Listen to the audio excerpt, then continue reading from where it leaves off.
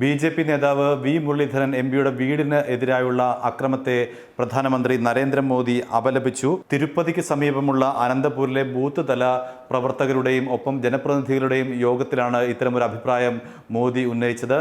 മുരളീധരൻ എം.പിക്കെതിരായുള്ള അദ്ദേഹത്തിൻ്റെ വീടിനെതിരായുള്ള ആക്രമത്തെ ഞാൻ അപലപിക്കുന്നു. അദ്ദേഹം ഈ യോഗത്തിൽ പങ്കെടുത്ത് ഇവിടെ ഇരിപ്പുണ്ട്. അദ്ദേഹം അതിൻ്റെ ഒരു വളരെ തലനാഴിഴയ്ക്ക് രക്ഷപ്പെട്ട ആളാണ്. ഇത്തരത്തിൽ കേരളത്തിൽ ബി.ജെ.പി. പ്രവർത്തകർക്കെതിരെ വലിയ ആക്രമണമാണ് നടക്കുന്നത്. ഭരണകൂടത്തിൻ്റെ തലത്തിൽ ഭരണകൂട ഭീകരതയാണ് കേരളത്തിൽ നടക്കുന്നത്. ബി.ജെ.പി. പ്രവർത്തകരെ തെരഞ്ഞുപിടിച്ച് ആക്രമിക്കുന്നു. ശബരിമല വിധിയുമായി ബന്ധപ്പെട്ടാണ് ഇത്തരമൊരു ആക്രമണം. ക്ഷേത്രത്തിലെ ആചാര അനുഷ്ഠാനങ്ങൾ സംരക്ഷിക്കപ്പെടേണ്ടതാണ്. അത്തരമൊരു സംരക്ഷണത്തിന് വേണ്ടിയാണ് ബി.ജെ.പി. പ്രവർത്തകർ തെരുവിലിറങ്ങുന്നതെന്ന് പ്രധാനമന്ത്രി പറഞ്ഞു.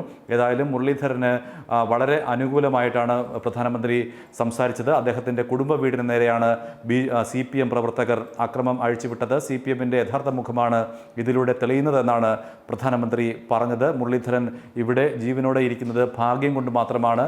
അദ്ദേഹത്തിൻ്റെ കുടുംബ വീടിന് നേരെ ആക്രമണമുണ്ടായി. അദ്ദേഹത്തിനെതിരെ വ്യക്തിപരമായ ആക്രമണം ഉണ്ടാകാതിരുന്നത് ഭാഗ്യമാണ്. ഒപ്പം തന്നെ അദ്ദേഹത്തിൻ്റെ കുടുംബാംഗങ്ങൾക്ക് പരിക്കേൽക്കാതിരുന്നതും ഭാഗ്യം കൊണ്ട് മാത്രമാണ്. CPIMൻ്റെ ഒരു മുഖത്തെ അല്ലെങ്കിൽ അവരുടെ അക്രമാസക്തമായ മുഖത്തെ ഉദാഹരിക്കാൻ ഈ ഒരു ആക്രമണം മാത്രം മതി. ദേശീയ തലത്തിൽ തന്നെ ഇത്തരത്തിൽ ഈ വിഷയം ചർച്ച ചെയ്യേണ്ടതാണ്.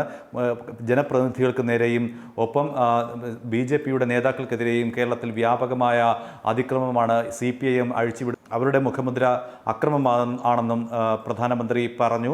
ഏതായാലും മുരളീധരന് എതിരായിട്ടുള്ള എല്ലാ ആക്രമണങ്ങളെയും ചെറുക്കുമെന്നും മുരളീധരന് മാത്രമല്ല ബി.ജെ.പി. പ്രവർത്തകർക്കെതിരെയും ഒപ്പം ബി.ജെ.പി.